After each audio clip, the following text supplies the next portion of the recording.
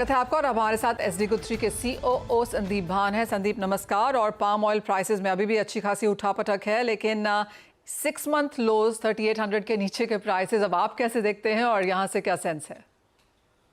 देखिए, अभी जो सेल ऑफ हुआ था ब्रॉडर इक्विटीज मार्केट का, उसका इम्पैक्ट पाम ऑयल पे भी आ गया था। And besides that we also had a very strong ringgit upside against dollar from a 4.67 to just 4.4 yesterday it touch. So उसका भी बड़ा सिग्निफिकेंट इम्पैक्ट आ गया था प्राइसेस पे। But that impact was only on the ringgit denominated prices. US dollar denominated prices पे prices remain at the same level. अभी अगर देखिए अपन पिछले कुछ दिनों से जितनी भी डाउनसाइड आ गई है in terms of CNF prices to India and in terms of dollar price आज वहीं पे है. Okay. If a few days back we were at 990 when ringgit was 4.67, आज भी it is calling 990. So in terms of dollar prices, it is still at the same level what it was week 10 days back. But in terms of ringgit prices, yes, the impact of stronger ringgit and broader equity sell-off has put a pressure on the palm oil prices. जी संदीप, जिस तरह के Indian market के imports हैं काफ़ी on the higher side रहे हैं। 1 year highs पर हमने इंपोर्ट्स यहाँ पर आते हुए देखे हैं। ऑफ कोर्स आगे फेस्टिवल सीजन भी है। किस तरह से आप इंडियन इंपोर्ट नंबर्स देखते हैं? अब जो आने वाला एक क्वार्टर है, सितंबर ऑनवर्ड्स जो फेस्टिवल शुरू हो जाते हैं, किस तरह का नंबर्स आप एस्टिमेट कर रहे हैं? देखिए, अभी जब पाम ऑयल बीच में क्लोज टू $100 डिस्काउंट हो गया था सोयाबीन ऑयल के सामने, उसके चलते बड़ी इंडिया की एग्रेसिव डिमांड पाम में आई थी and that's what was one of the key reasons of huge imports into India. अभी वो वापस has come to at par और मार्जिनल डिस्काउंट ऑफ $5 to $10। इस समय Indian buyer is in a bit of a, उनको एक तरह से पाम लेना है और दूसरी तरफ से they are still trying to figure out क्या ये स्प्रेड जो वर्चुअली एट पार है क्या ये सस्टेन कर पाएगा। But markets are looking forward to Indian demand in a big way to meet the festival period. और कितना इजाफा देखते हैं फिर आप डिमांड में आता हुआ आगे जाके, परसेंटेज टर्म्स में अगर बात करें तो? देखिए, we at this moment key is that it maintains the record imports that we saw in last few months. Okay, तो आपको लगता है कि रिकॉर्ड इंपोर्ट्स नंबर्स जो इंडिया ने यहाँ पर पिछले कुछ महीनों में बनाए हैं आगे भी लगातार बनते हुए नजर आएंगे? That will depend a lot upon क्या palm oil और ये सोयाबीन ऑयल का स्प्रेड कितना रहेगा. If it remains at the current price of at par, then we might see a bit of a slowdown in Indian buying.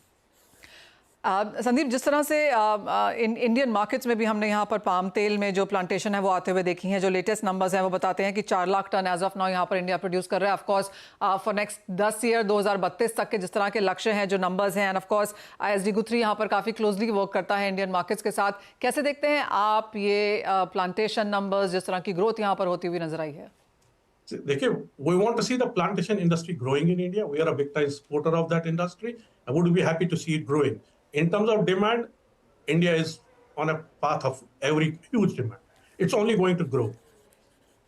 और आपको नहीं लगता वो इंडियन प्रोडक्शन से पूरा हो पाएगा? ऑफ कोर्स वो नंबर्स काफ़ी ह्यूज है वहाँ पर, लेकिन जैसे आपने कहा कि जिस तरह का सेल ऑफ हमने इंटरनेशनल मार्केट्स में आता हुआ देखा, उसका असर एडिबल ऑयल्स पे भी था, नॉट जस्ट पाम पे, बट हमने कनोला, सोय, रेप, इंटरनेशनल मार्केट्स में सारे ही एडिबल ऑयल प्राइसेस में गिरावट आते हुए देखी। जैसे आपने कहा पाम में कुछ स्थिरता आई है, क्या वही चीज़ हमने बाकी एडिबल ऑयल में भी आते हुए देखी है?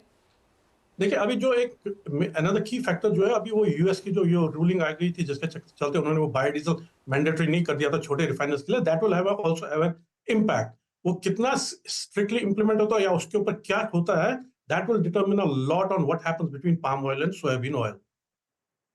एक संदीप, एक लॉन्गर टर्म आउटलुक भी अगर आप यहाँ पर पाम पे देना चाहें तो अब यहाँ से क्या लगता है? 3800 के आसपास ये फिर स्थिर हुआ है, जैसे आपने कहा 990 के आसपास डॉलर टर्म्स में भी है, तो आने वाले अब 2-3 महीने स्पेशली इंडियन फेस्टिवल डिमांड के लिहाज से कैसे दिखती है price range?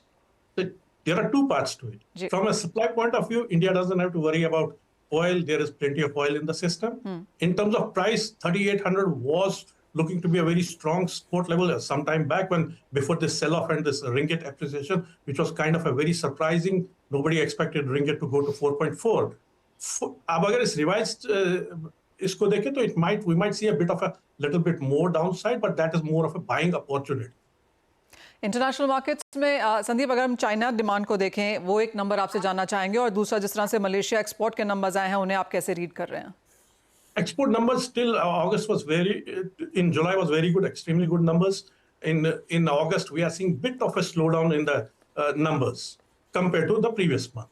In terms of China की continuous buying है, उनकी जो अपनी regular demand है, they are going up to that level, but nothing exciting.